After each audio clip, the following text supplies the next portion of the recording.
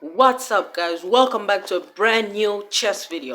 Today I'm gonna be teaching you guys the Queen's Gambit and four of the main variations that will most likely turn out when you play the Queen's Gambit. So before I continue, I would like to say the Queen's Gambit is a d4 opening. In case anybody didn't know that, the Queen's Gambit is a d4 opening.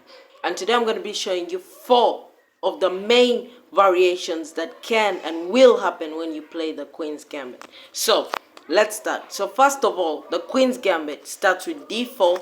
Then when black plays d5, you immediately play c4. That's what you consider the Queen's Gambit. So there are many ways black can respond when you play this move. And the way black responds, let me switch places very fast because my neighbors are shouting. You know, I really hate my neighbors because they never stop shouting. They're all kids and they're just always shouting. Now look at where I've ended up. The lighting is so bad. So first of all, the Queen's Gambit. The Queen's Gambit is d4. Then when black plays d5 and you play c4, this is what you call the Queen's Gambit. Now, according to how black can respond, there are four different ways black can respond. And today I'm going to be teaching you guys what to do when black responds every single way they do and why they do that. So let's go. Let me extend a little bit. So number one, if black knows what they're doing, first of all, if they take your pawn, this is actually a bad move from black because you just play this move and you're actually winning because you're gonna win back this pawn with your bishop, and also you have won the center. You've won the battle for the center. You don't even have to battle for it. You already have the center. So in the middle game, you're actually gonna have an advantage because the center is all yours. So if black can actually take this pawn, but that's the last variation I'm going to teach in this video. But let's continue to see what black can do, what other things black can do. So if black knows what they're doing, they're probably going to play this move, e6.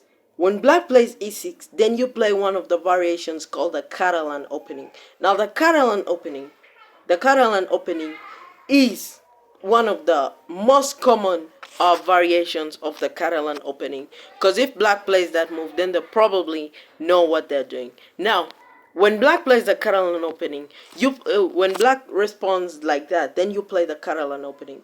And the Catalan opening is basically this move where you bring out your knight, and after this move you put your bishop, you hide your bishop behind your pawns, and after castles, you're way better because this might look like a free pawn, but after black takes it, you have three different ways to win it back. Number one, and the most advisable one, is this one. Putting your knight to e5 is gonna win that pawn guaranteed. Because if black tries to hold on to that pawn, which they actually shouldn't do, which is just bad, if black plays this move, then you play a4. And there is nothing they can do to hold on to that pawn. If they try playing this, then you just take. You're gonna win back the rook. Even they can't play that move. They can't play that move at all. They can't play b5 because of your bishop. You're just gonna win that rook immediately. So black can't hold on to that pawn and they have to give it up. So you're gonna win this pawn either way. That's number one. The second method is actually what Magnus Carlsen plays. Magnus Carlsen plays a3. Now this second one is a little bit more on the advanced side, I would say, because in this particular case, if black takes your knight with the bishop, first of all, this is actually a bad move from black because, of course, trading out a very powerful bishop. Look at the diagonals that bishop could cover. For a knight is always a bad move. And also, you get an open rook file as white. Look, see, you get an open rook file for your rook. And although these pawns are doubled, black doesn't actually have a clear way to attack them, because they are protected. They are so well protected. So black has nothing to fight for. And the third and last way, final way, is actually queen to c2, which is also partially common. So Those are some of the ways you can win back your pawn. So now let's go back. Let's go to the second variation. So that was the Catalan opening. Now let's go to the second variation. After d4, d5. After d4, d5. Remember, after this, if black plays this move, you know what to do. You play the Catalan opening and you're gonna end up with an advantage. After all this series of moves, we just covered the Catalan opening. Now the second method, the second way black can respond. After playing this move, black can actually, instead of playing this move, if black plays this move, instead of bringing out your knight, you can actually play pawn takes. Believe it or not, you can play pawn takes. That's the best move. It transforms it into a slab opening. And it's not a slab opening yet. I mean, after this move, you bring out your knight and wait to see what black plays. And depending on what black plays, it's gonna see what version of the slab defense you're gonna get. So, after this move, remember, after d4, d5, then this. If black plays this, then you take, and you play this. And I'm going to show you what to do next. And remember, if black plays this, then you play the Catalan opening. So, if black plays this move, after takes, and you bring out your knight. There are two things black can play in this position.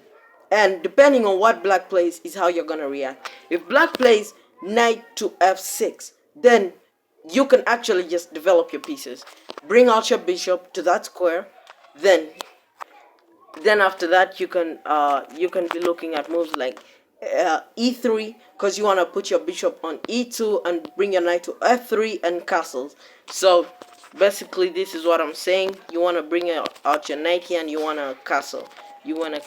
So yeah, that's basically what you want to do with the fast slab defense. The second one, if black doesn't play this move after that series of trade, but black plays this move, then immediately just bang on the center, just smash the center. The reasoning of this move is after takes, you actually don't have to take back with your knight. You first play this move because you want to take back with the queen.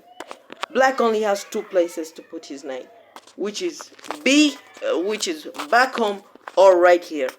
Anywhere else is actually very bad for black. For example, here, then you just check and win the knight.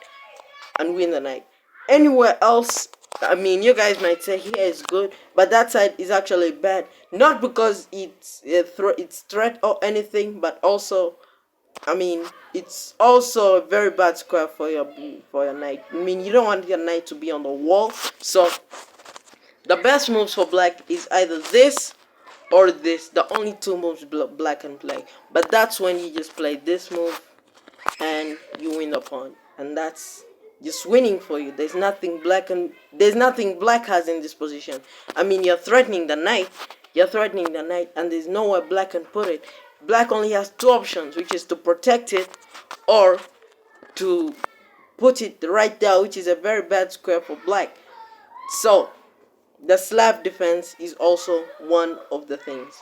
So let's first speedrun. Let's first go through all of them before I go to the next one. So first one, after this, and then if black plays this one, then you play the Catalan opening. If black plays e6, then you play the Catalan opening.